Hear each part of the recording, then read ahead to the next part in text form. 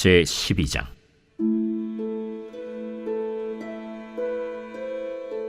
예후의 제7년에 요아스가 왕이 되어 예루살렘에서 40년간 통치하니라. 그의 어머니의 이름은 시비아라, 브엘세바 사람이더라. 요아스는 제사장 여호야다가 그를 교훈하는 모든 날 동안에는 여호와 보시기에 정직히 행하였으되 다만 산당들을 제거하지 아니하였으므로 백성이 여전히 산당에서 제사하며 분향하였더라.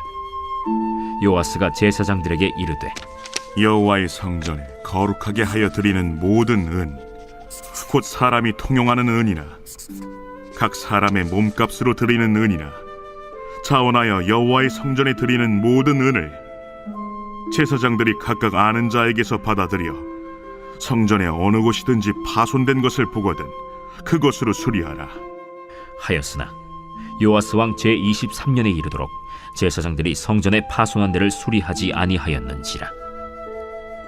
요아스 왕이 대제사장 여호야다와 제사장들을 불러 이르되, 너희가 어찌하여 성전의 파손한 데를 수리하지 아니하였느냐? 이제부터는 너희가 아는 사람에게서 은을 받지 말고 그들이 성전의 파손한 데를 위하여 드리게 하라. 제사장들이 다시는 백성에게 은을 받지도 아니하고 성전 파손한 것을 수리하지도 아니하기로 동의하니라. 제사장 여호야다가 한 궤를 가져다가 그것의 뚜껑에 구멍을 뚫어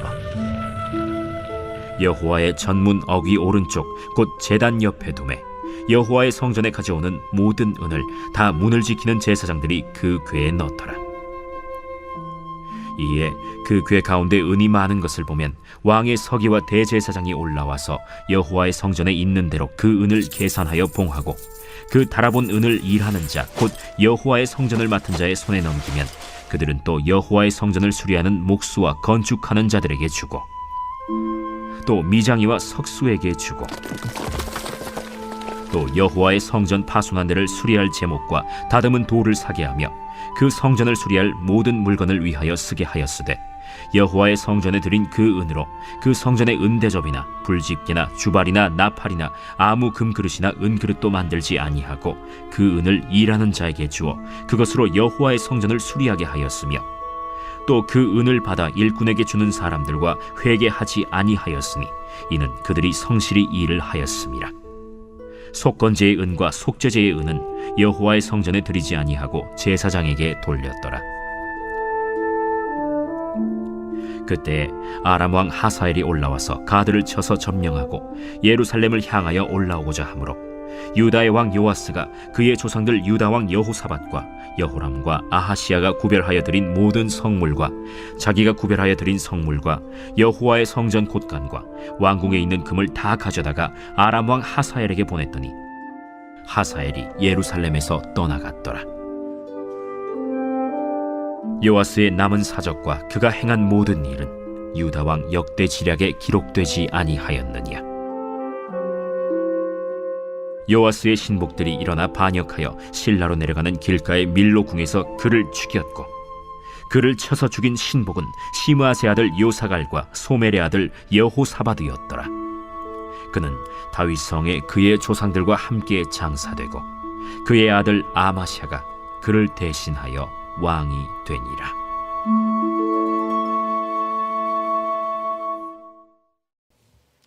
오늘 새벽에도 주님의 보좌 앞으로 나오신 성도님들에게 하나님의 은혜와 평강이 함께 하시기를 축원드립니다. 오늘 열왕기하 12장 말씀 함께 살펴보겠습니다. 네, 열왕기서는 이스라엘 왕들에 대한 이야기입니다. 이것은 단지 구약 고대 이스라엘의 역사의 이야기가 아니고 왕같은 제사장으로 부름받은 우리들을 위한 복음의 메시지이죠. 솔로몬이 죽은 이후 이스라엘은 남과 북으로 나뉘게 됩니다. 북쪽 10개 지파는 여로보암이, 남쪽의 유다 지파와 베냐민 지파는 르호보암이 왕위에서 통치했죠.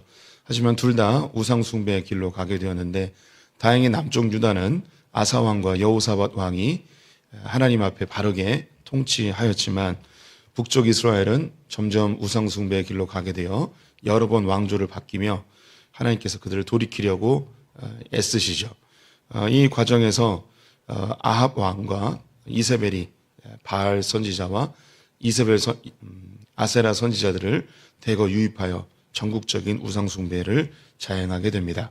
하나님께서는 더 이상 이들을 놔둘 수 없어서 엘리야와 엘리사를 통하여 여러 기적들을 일으켜 그들을 하나님께로 돌이키게 하는 방법을 사용하시죠.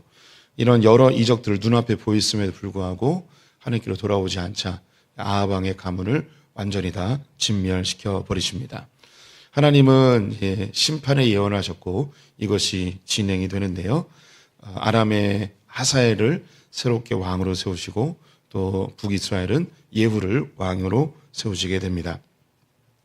이게 북쪽 이스라엘이 엄청난 혼란과 또 이 위기 속에 놓이게 되어지자 남쪽 유다 역시 위기에 빠지게 됩니다.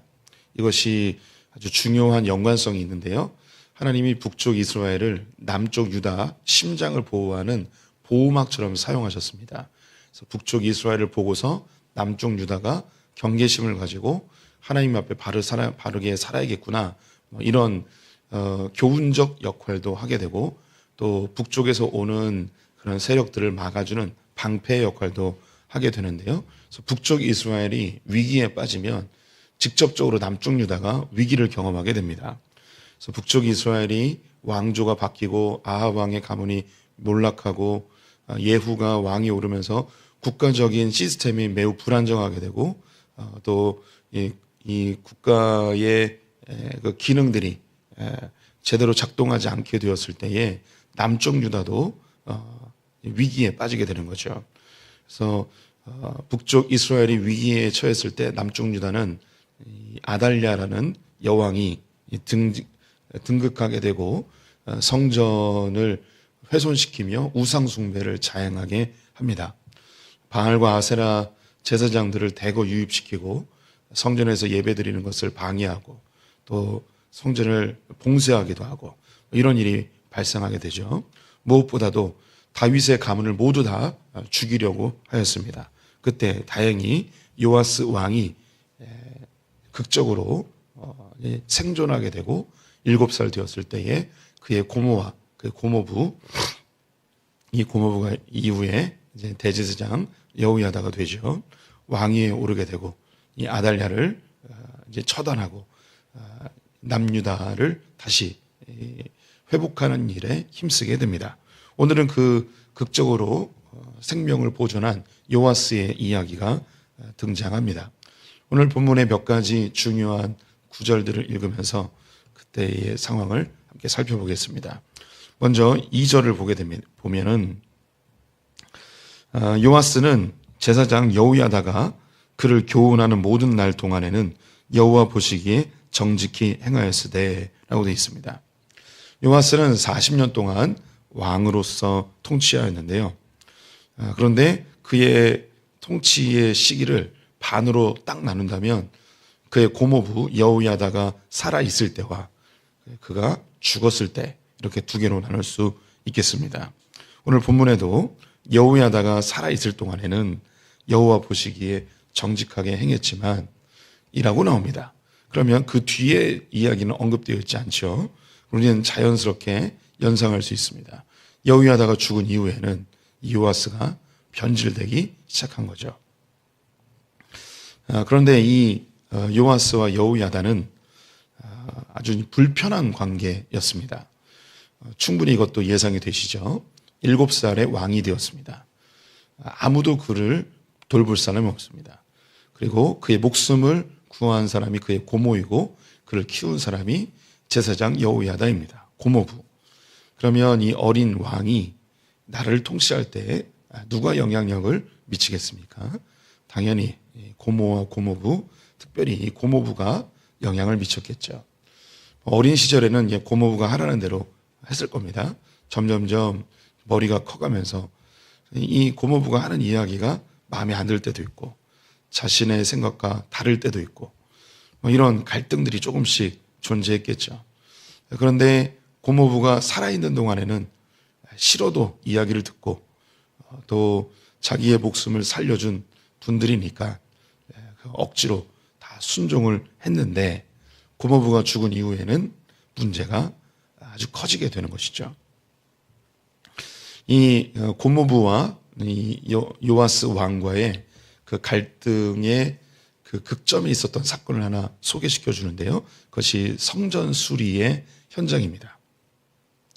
아달랴에서 성전이 황폐하게 되었고 오랜 시간 동안 방치되어서 이 성전을 수리해야 될 필요가 있었습니다.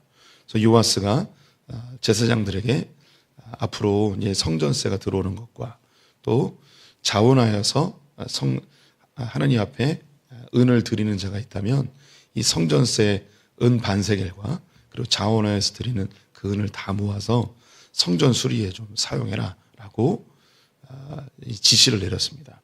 그런데 6절에 보니까 요아스 왕 제23년 때에도 여전히 성전이 전혀 수리되어 있지 않은 거예요. 우리 고모부와 제사장들이 성전을 잘 수리하겠지라고 생각을 했는데 아무리 봐도 성전이 수리되어 있지 않은 거죠. 분명히 백성들은 1년에 은 반세겔씩 성전세를 낼 것이고 또 하나님께 감사하는 사람들이 자원하여서 성전세를 드렸는데 이걸 왜 수리가 안 되는가? 이 일이 큰 문제로 부각이 되었습니다. 그래서 요아스 왕이 제사장들을 불러서 다시 한번 다그치죠. 성전에 모여진 이 돈은 어찌 된 거냐? 왜 성전이 하나도 수리가 안 되느냐? 이랬더니 제사장들이 분노해 합니다. 그러면서 하는 이야기가 그럼 우리가 백성들의 은을 받지 않겠다. 그리고 우리는 이렇게 우리를 믿지 않고 우리를 신뢰하지 않으시니 우리는 성전 수리에 손을 떼겠다라고 아주 단호하게 이야기를 합니다. 그 뒤의 장면이 이 여호야다가 한 궤짝을 가져와서 뚜껑에 구멍을 뚫고 이제 성전세를 제사장에게 드리지 말고 여기 이 함에다가 집어넣어라. 그리고 하나님 앞에 자원하여서 헌금을 드리고 싶은 사람은 또 여기에 집어넣어라 라고 했습니다. 그리고 나서 그 뒤의 장면이 이 돈을 제사장들이 관리하지 않고 왕의 신하가 직접 관리합니다. 그리고 제사장들의 입회하에 이것을 봉하여서 성전 수리에 온전히 사용하게 됩니다. 그 인건비로도 나가고 재료비로도 나가고 그래서 이 작업이 어떻게 이루어졌는지 집약적으로 보여주는 구절이 15절 말씀입니다. 15절을 제가 읽겠습니다. 또 그 은을 받아 일꾼에게 주는 사람들과 회개하지 아니하였으니 이는 그들이 성실히 일을 하였습니다. 이 돈을 지불하고서 영수증 처리를 안 해도 될 정도로 충분하게 일이 잘 되고 있었다는 것을 보여주고 있습니다. 제사장들이 일할 때는 일이 하나도 진행되지 않았는데 제사장들이 빠지고 왕의 신하들이 직접 돈을 관리하고 성전 순리를 하였더니 아주 깔끔하게 그리고 투명하게 이 일이 진행되는 모습을 보여주고 있는 것이죠. 그렇다고 해서 이 제사장들에게 월급도 안 줬는가? 그건 아니고 속죄제와 속건제의 은은 제사장에게 돌렸다고 합니다.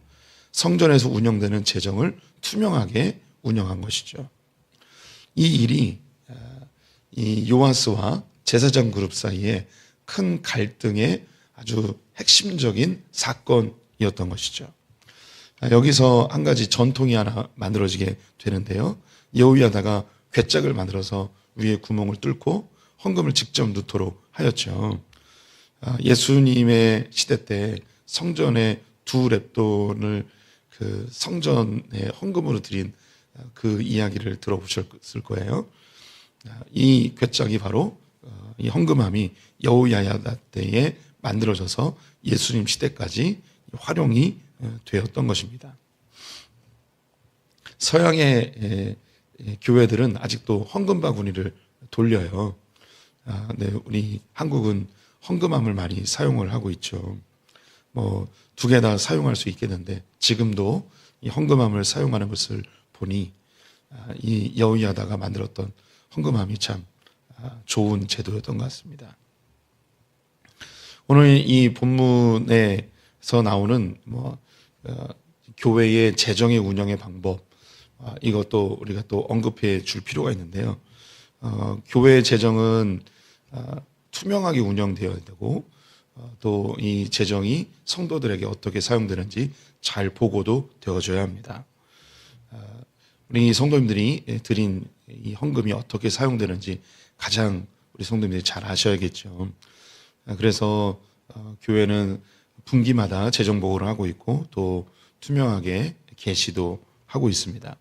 또 우리 소풍교회 재정부에 제가 요청한 몇 가지의 지도사항들이 있는데요. 첫 번째는 재정을 입금하러 갈 때 반드시 2명이 가도록 하고 있습니다. 그리고 2명 이상이 있어야만 재정을 열 수 있습니다. 헌금을 열 수 있게끔 하였고요. 또 이 재정을 은행에 입금하지 못할 때에는 집으로 가져가지 않고 혹시 분실이 될지라도 교회에 두도록 하고 있습니다. 또 이 헌금은 이름과 액수를 정확하게 기록하여서 보관을 하도록 하고 있죠.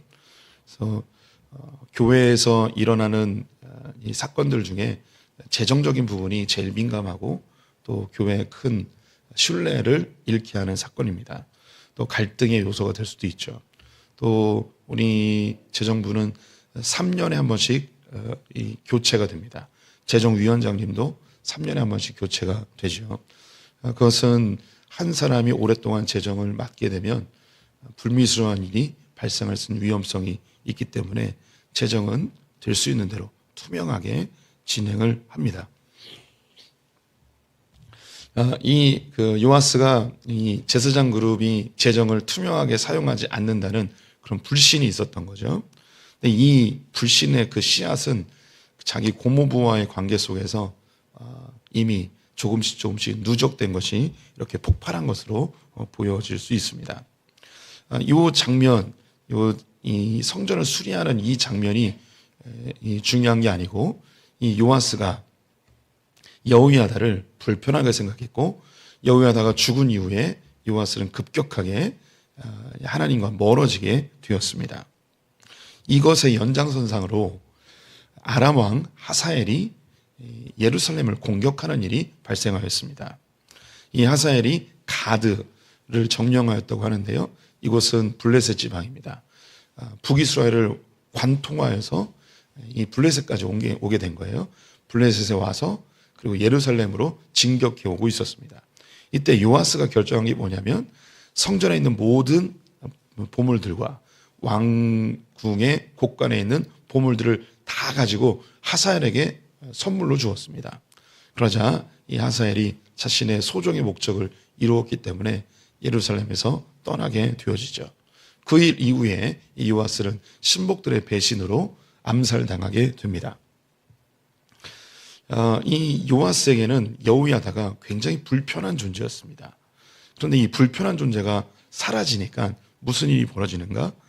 급속도로 요아스의 힘이 약화가 되고 하나님과 멀어지고 위기에 처하고 결국은 암살당하게 되었습니다. 이것은 북이스라엘과 남유다의 관계와 똑같은 겁니다. 북이스라엘이 남유다를 계속 공격했어요. 군사력으로 경제적으로 북이스라엘이 훨씬 더 강력하고 잘 살았습니다. 근데 남유다에게는 이 북이스라엘이 늘 긴장의 관계, 불편한 관계였습니다. 그런데 북이스라엘이 위기에 빠지면 남유다가 위기에 빠지고요. 북이스라엘이 약해지면 곧바로 남유다가 공격을 받습니다. 그래서 북이스라엘은 불편하지만 보호막이 돼주고 또 이 남유다가 하나님 앞에 긴장하며 신앙생활할 수 있는 그런 도구로 사용하십니다. 참 신기하죠. 근데 이 요아스가 똑같습니다. 여호야다가 불편했습니다. 고모부가 자꾸 이래라 저래라 하는 게 너무 싫었습니다. 그가 살아있는 동안에는 그래도 말씀을 따라서 잘 행했는데 죽음을 맞이하자 그는 급속도로 약화되고 하나님과 멀어지죠. 결국 자기 왕궁에 있던 성전에 있던 모든 보물을 다 빼앗겨버리고 자신의 신복들, 믿었던 사람들에게 암살을 당해서 죽음을 맞이합니다. 불편해 있는 사람, 나에게 어려움을 주는 존재, 이 사람이 없으면 내 삶이 편안해질 것 같고 내가 행복해질 것 같은데 하나님이 참 그렇게 하지 않으십니다. 이 사람을 존재하게 하는 이유가 있어요. 이 사람이 죽으면 내가 편안해질 것 같은데 내가 더 위기에 빠질 수 있는 상황이 됩니다. 예수님이 하셨던 알곡과 쭉정이의 비유가 있죠. 하나님은 우리 이 신앙 공동체 안에 알곡만 놓아두면 좋을 것 같은데 쭉정이를 놔두십니다. 그리고 이 쭉정이를 뽑을까요? 했더니 그러지 말래요. 그러다 보면 알곡도 상하게 된다는 거죠. 그래서 추수 때가 되면 이 알곡과 쭉정이를 나누면 된다는 거죠. 또 예수님께서 비슷한 비유로 이 양 무리에 염소들이 들어와 있다는 거예요. 이 염소들은 자꾸 치받아요. 성격이 더러워서. 그러면 이 양들이 불편해집니다. 그러면 이 양과 염소를 좀 구분해서 키우면 되잖아요. 그런데 이것을 같이 키웁니다. 이것은 이스라엘의 목동들은 다 알고 있는 이야기인데요. 이 성질 더러운 염소가 있어야지 양들이 아주 평안해집니다. 이게 참 신기해요. 이 염소들은요, 무리에 속하지 않고 독자적으로 움직여요. 그래서 높은 데 올라갑니다. 그래서 바위 위에 올라가 있거나 나무 위에 올라가 있거나 염소들은 그래요. 그러면 얘네들은 뭐 하고 있느냐? 양들은 풀만 뜯어먹으면서 경계심이 별로 없어요. 이 염소들이 경기를 해줍니다. 그리고 양들이 지네들끼리 막 싸우잖아요. 그러면 염소들이 들이받아버려요. 그러면서 싸움을 정리해버립니다. 그리고 이 양들의 서열을 만들어버립니다. 그래서 이 염소떼가 반드시 있어야 돼요. 이런 양들에게는 이 염소가 너무 불편한 존재죠. 그런데 염소가 있어야 되는 거예요. 이 남유다에게는요, 북이스라엘이 늘 긴장관계에 불편한 존재입니다. 근데 이 북이스라엘 위기에 빠지면 남유다가 위기에 빠집니다. 북이스라엘이 남유다를 보호해주고 있었어요. 이후에 북이스라엘이 아수르에 멸망하죠. 그 이후에 어떻게 되는가? 남유다도 멸망하게 됩니다. 이 여호야다가 없어지면 좋겠다라고 생각했는데 이 여호야다가 죽은 이후에 실제로 요아스는 오히려 그런 몰락의 길로 가게 됩니다. 이 공동체라는 게 참 신비합니다. 공동체 안에는 나랑 맞는 사람도 있지만 잘 안 맞는 사람도 있어요. 때로는 그 사람이 없어졌으면 좋겠다라고 생각할 때도 있습니다. 그리고 필요 없다고 느껴지고 분란만 일으키는 것 같은, 소위 쭉정이 같은, 염소와 같은 그런 존재가 분명히 있습니다. 그런데 하나님이 그런 존재를 두시는 이유가 있습니다. 그 사람이 있어야지 우리가 기도합니다. 그 사람이 있어야지 하나님을 붙듭니다. 그 사람이 있어야지 긴장하며 신앙생활합니다.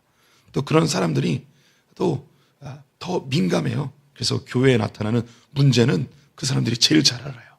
그래서 우리처럼 여기 새벽기도 오는 분들처럼 신앙 좋은 분들은 교회에서 무슨 문제가 있는지 아무 관심이 없습니다. 그냥 주님만 바라보죠. 그러다가 골로 가는 거죠. 근데 염소가 있어야 돼요. 이 사람들이 교회 문제를 정확하게 판단하고 그 문제를 부각시켜서 그 문제를 해결하도록 하죠. 그래서 교회는 이런 쭉정이가 있어야 되고요. 염소도 있어야 돼요. 그런데 중요한 거, 걔네들은 천국에 못 간다는 거죠. 예. 우리 이제 이 양들, 새벽기도에 오시는 양들, 그리고 온라인으로 보시는 양들, 나중에 영상으로 보시는 양들, 이분들은 양입니다. 좋은 분들입니다. 예. 그런데 우리 성도님들이 기억하셔야 될 거, 교회는 쭉정이도 있고 염소도 있습니다. 그들은 나쁜 존재들이 절대 아닙니다. 하나님이 존재케 하셨고 그들로 인해서 유익을 얻고 또 우리의 신앙이 더 견고해지는 우리를 다듬는 도구로 사용하신다는 거죠.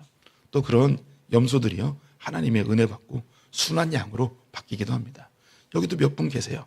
염소였다가 양으로 트랜스젠더 하신 분들 몇 분 계세요. 감사합니다. 그래서 또 그렇게 교회에 불편한 존재들이 꼭 나쁜 게 아닙니다. 하나님의 도구고 또 잘 생각해 보면 내가 염소가 되는 경우도 있어요. 그래서 하나님 안에서 다 합력해서 선을 이루시고 믿음으로 받아들이면 다 아름답게 사용된다는 것을 기억하셨으면 좋겠습니다. 기도하겠습니다. 하나님, 남유다에게 북이스라엘은 불편한 존재였지만 그들을 보호하는 방패였고 신앙을 견고하게 하는 도구였음을 발견합니다.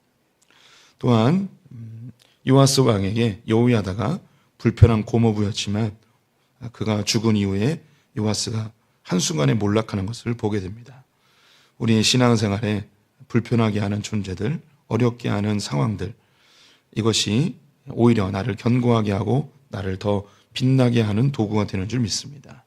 하나님의 관점으로 우리의 공동체를 바라보게 하시고 우리의 삶을 지혜롭게 바라보는 성숙한 소풍의 성도들 되게 하여 주시옵소서. 오늘 하루를 주님께 의탁하며 예수님의 이름으로 기도드렸습니다. 아멘.